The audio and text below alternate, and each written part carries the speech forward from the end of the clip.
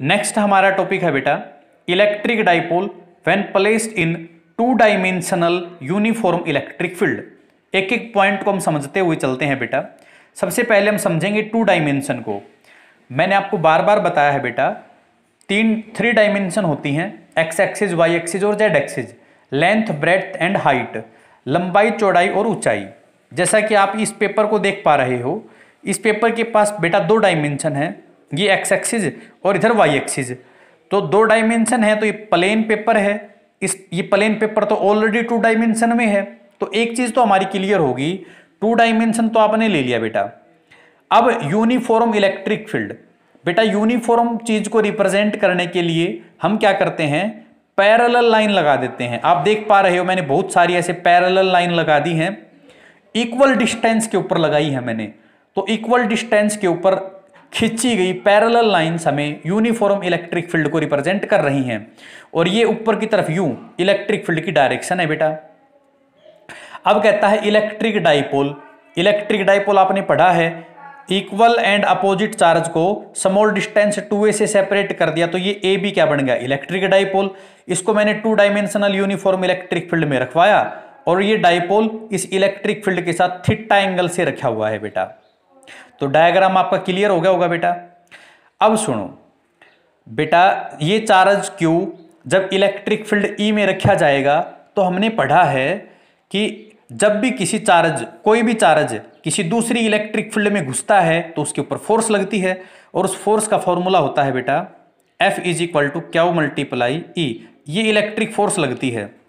तो इस चार्ज के ऊपर फोर्स लगी क्यू इंटू ई, इस चार्ज के ऊपर भी फोर्स लगी क्यू इंटू ई।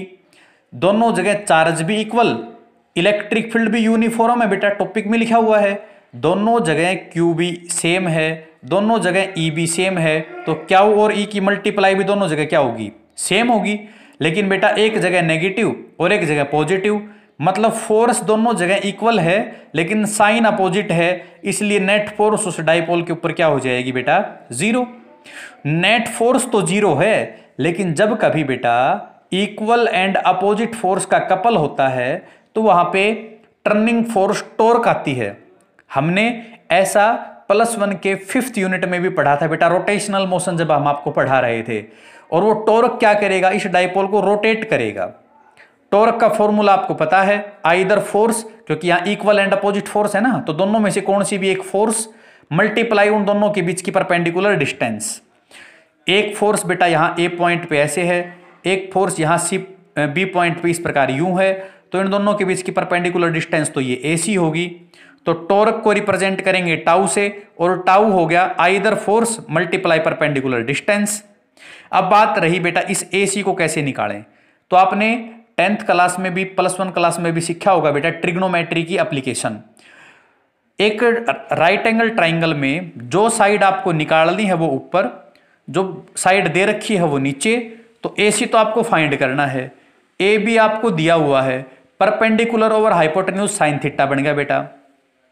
तो यहां से AC की वैल्यू आ जाएगी 2a sine theta, Q into 2a तो बन जाएगा P, तो टाउ कितना हो गया, टाउ हो गया बेटा PE sine theta. Sine theta कब लगता है, जब दो वेक्टर का क्रॉस प्रोडक्ट है, मतलब tau is equal to P vector cross E vector. दो वेक्टर की क्रॉस प्रोडक्ट ऑलवेज एक वेक्टर क्वांटिटी देती है, तो ये होगा बेटा टाउ का वेक्टर फॉर्म और ये होगा टाउ का मैग्नीट्यूड फॉर्म। अब ये जो टाउ है बेटा, टॉर्क है हमारा, ये मैक्सिमम कब होगा, टॉर्क मैक्सिमम होगा जब P और E के बीच में थीटा की वैल्यू 90 डिग्री हो जाए, क्योंकि साइन की वैल्यू 90 डिग्री पे मैक्सिमम होती है। मतलब जब P और E परपेंडिकुलर होंगे तो वहां पे टॉर्क मैक्सिमम होगा।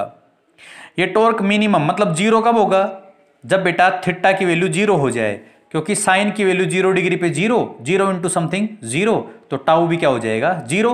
थीटा जीरो होने का मतलब है P और E दोनों क्या हो जाएं, पैरेलल हो जाएं। और बेटा direction of torque is given by Fleming's left hand rule. ये जो टॉर्क की डायरेक्शन है ये फ्लेमिंग के लेफ्ट हैंड रूल के द्वारा दी जाती है। अब बेटा देखो, जैसा कि हमने अभी बताया मैंने आपको, टॉर्क तो डाइपोल को रोटेट करेगा, रोटेट करेगा तो पोजीशन चेंज हुई है, पोजीशन चेंज हुई है तो वहां पे पोटेंशियल एनर्जी है, वो पोटेंशियल एनर्जी हमें फाइंड करके दिखानी है। Potential energy of electric dipole, जब कभी भी बेटा हम एनर्जी का एक्सप्रेशन फाइंड करते हैं तो हम वहां पे सबसे पहले वर्क डन फाइंड करते हैं कि कितना वर्क डन वहां पे किया गया है। मान करके चलो बेटा, जब कोई ऑब्जेक्ट सर्कुलर पाथ में चल रहा होता है ना, तो वहां पे बेटा एंगुलर डिस्प्लेसमेंट होता है। स्मॉल डिस्प्लेसमेंट के लिए वहां पे बेटा स्मॉल वर्क डन किया गया। वर्क डन का फॉर्मूला है फोर्स मल्टीप्लाई डिस्प्लेसमेंट। जब आप सर्कुलर मोशन की बात कर रहे हो तो वहां पे फोर्स कौन सी होती है? टर्निंग फोर्स टॉर्क होती है। तो स्मॉल वर्क डन DW हो गया tau multiply D theta. Tau की वैल्यू आपने पुट करवाई PE साइन थीटा और इनटू डी थीटा है ही बेटा। अब हमें स्मॉल वर्क नहीं चाहिए, कंप्लीट वर्क चाहिए, तो दोनों तरफ हमने क्या कर दिया? इंटीग्रेशन करवा दिया। दोनों तरफ इंटीग्रेशन करवाया, DW का इंटीग्रेशन तो हो गया बेटा W, P और E इंटीग्रेशन से बाहर, sine theta into D theta. अब बात करेंगे बेटा, देखो यहां पे एक बार डायग्राम में, पहले ये जो डाइपोल था ना, ये इलेक्ट्रिक फील्ड के साथ थीटा एंगल बनाए हुए है। मान लो पहले थीटा 1 एंगल था, अब जब इसको हमने घुमा दिया बेटा तो इलेक्ट्रिक फील्ड के साथ एंगल भी तो चेंज हो गया। तो हमने मान लिया थीटा कहां से कहां चेंज हुआ है? थीटा 1 से थीटा 2, तो ये लिमिट होगी बेटा। साइन का इंटीग्रेशन होता है बेटा माइनस कोस थीटा, तो माइनस तो आ गया बाहर, कोस थीटा अंदर रहेगा। लिमिट है थीटा 1 से थीटा 2। लिमिट को कैसे सोल्व करते हैं? Upper limit minus lower limit करके, तो minus PE cos theta 2 minus cos theta 1, और ये हमारे आगे बेटा पोटेंशियल एनर्जी। तो ये था बेटा आज का हमारा वीडियो क्लास, जिसमें हमने देखा सबसे पहला टॉपिक हमारा था इलेक्ट्रिक डाइपोल की इक्वेटोरियल लाइन के ऊपर हमने इलेक्ट्रिक फील्ड इंटेंसिटी निकालना सीखा। सेकंड टॉपिक था बेटा हमने इलेक्ट्रिक डाइपोल को 2 डायमेंशनल यूनिफॉर्म इलेक्ट्रिक फील्ड में रखा, उसके ऊपर हमने टॉर्क फाइंड किया। टॉर्क का मैक्सिमम और मिनिमम हमने पढ़ा, उसकी डायरेक्शन के बारे में हमने पढ़ा, और उसके बाद हमने टॉर्क की पोटेंशियल एनर्जी फाइंड किया है बेटा। इन नोट्स को PDF से आप अपनी फेयर नोटबुक के अंदर में बेटा प्रिपेयर करें। कल हम इसके ऊपर न्यूमेरिकल पोर्शन पढ़ेंगे। कल का हमारा वीडियो लेक्चर न्यूमेरिकल पोर्शन के ऊपर रहेगा।